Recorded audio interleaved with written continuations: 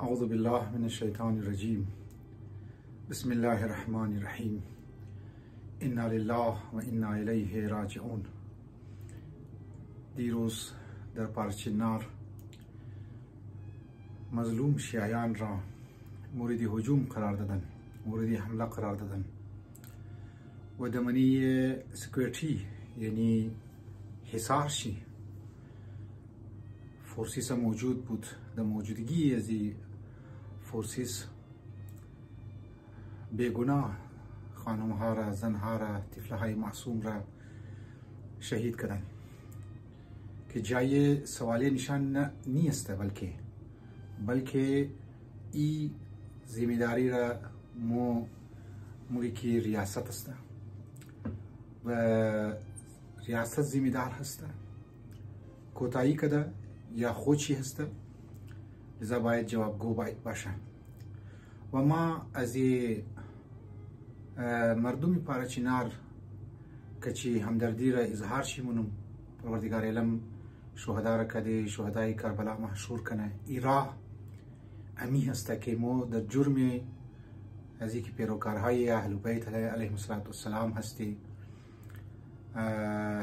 ما مورد ظلم واقع مشی و شدیم و در تاریخ هم میگنی که کدی شیعیان علی علیه السلام از زمان حتی رسول خدا بگر بعد از امام علی علیه السلام، حجر ابن ادی و غیره را بگر تو ظلم های حجاج بن یوسف که برای صحابه و پیروکارهای اهل بیت علیهم السلام مشهودن و میسم تمار توهمنی، واقعی کربلا را توخکنی و همینطور در زمان حضرت امام زمان علیه السلام غیبت چی بعد از غیبت متوخمنی، شهیدی اول شهیدی ثانی که علمای از ما بودن در جرم پیروی از اهل بیت این بزرگوارا را شهید کردن و شیعیان شهید شدن در طول تاریخ.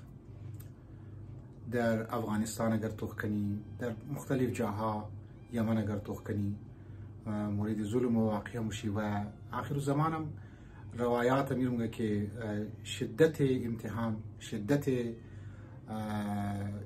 آزمایش در اوج خو میرسه.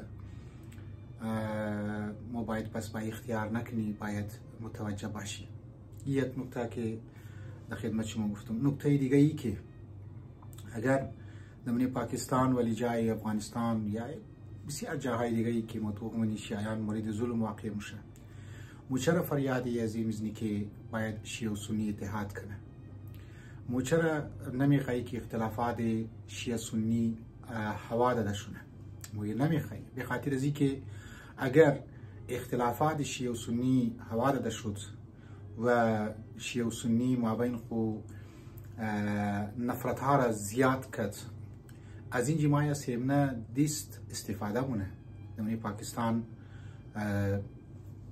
خودی حکومت مایا و خودی بعضی از ریاستی افراد ها مایا استفاده مونن و از آتش مو امین جی برای جوان ها، عزیزان من، جوان ها عزیز، مو کدام کد الله یاری دشمنی ذاتی نداریم. مو کدی الله یاری کدام خاص که او پیسې زمره خورده باشه یا بریز ما گو گپ زده باشه نداریم.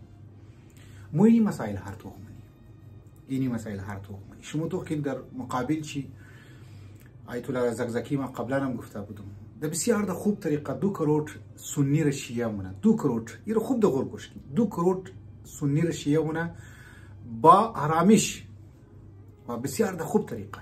الله یاری ما کدی چندنا امزو بسیار در سطح پایین ملاهای زناکت، مفتی هایی که در سطح بالا هم باشه نیه، بسیار در سطح پایین یک لچری را میندازه و یک مباحثه های بیجا بعض اوقات انجام میده و بعض اوقات اگر مباحثه هایش هم صحیح باشه، نکاتش هم صحیح باشه و حق بجانب هم باشه، روشی صحیح نیست و امو آتشی کینه را مابین بعضی از اهل سنت زیاد مونه و اینمی گباره ممکنه سیمنه دیست استفاده کده بوره ویدیوز را در مختلف مسجدهای زنا، علمای زنا، مفتیای زنا، مردمای خونشو بیده که و از اونها اقدر کینه‌ایشونه که درو امبولانس درو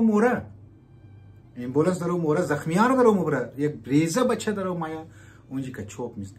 این آتش کینه از کجا پیدا میشه؟ من یزینا ای که در پاکستان تقریبا هزارها مدرسه هست که اونها برین واش میشه از طریق سعودی داره اونها را غذا داره داده میشه، هم غذای فکری هم غذای تعصبی، هم از این لبا مو که میگنی مانند یاسر الحبیب، الله یاری، شیرازی گروپ، اینها هم درو امو آتش برش تیل میندازه. مسئله فلسطین اگر بیات وکنی اینجی حزب الله مات قربانی داد و جنگ غزه را آوردن در لبنان، بزرگان خود قربان کردن، شهید کردن. برای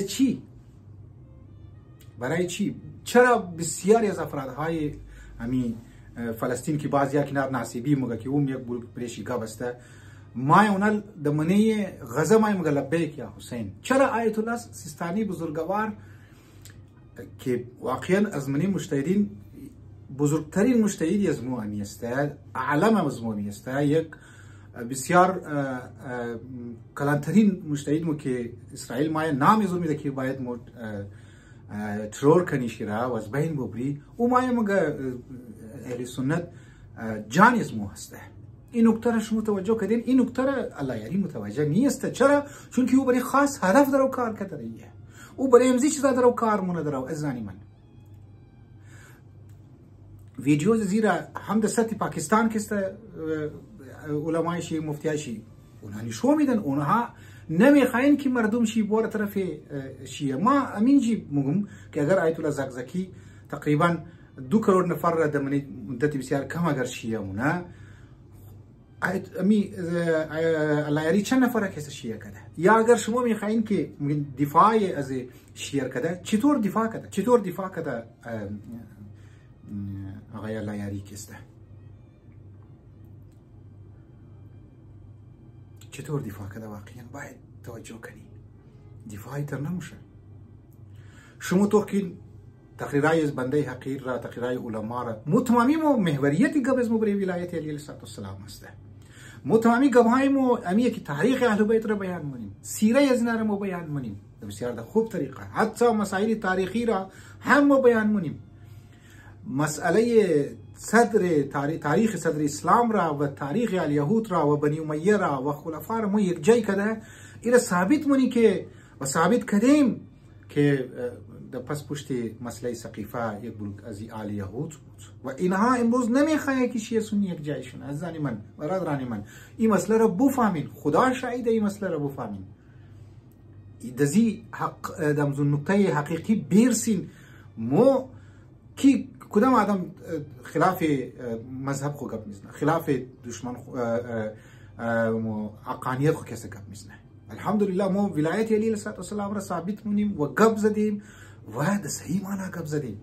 الله یاری میخواه که دو هدف داره، یک شیعه سنی را امو آتش زیاد کنه و دویم دیگه امو مسائل مرجعیت که بالمونه و مرجعیت را میخواه تضعیف کنه، ضعیف کنه. ما بین خود شیعه که استایی در او اختلافات ایجاد مونه. ایرا ایزانی من ایرا بفهمید، شما ایرا نکته را برسین دزیش.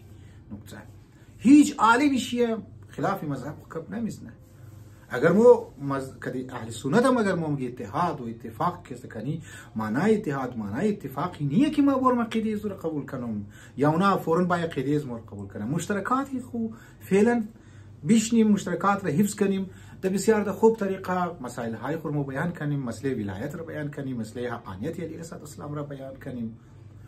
در جمع نموشه در این گروه عمریه، این گروه بکریه و توهین ها و مقدسات از نار از بین ببر. یک برحال یک عرب آبادی از اونا تعداد چیز زیاد است. نه اینکه ما بگم ترس بخوری. خب یک کاریش دمنی تاریخ شده او دمنی از توهین ها و زیرا و روشی که الله یاری اختیار کرده یا یاسر الحبیبی نه اختیار کرده یا بعضی دیگه که اختیار کرده، اونها دزی 14 سال کی کارش بریشی دزی آسانی ختم نمیشه. زنی من مو باید راو روش های را پیدا کنی که قرآن میگه مؤلفت القلوب، باید قلوب اهل سنت نزدیک کنی طرفی از خودتا.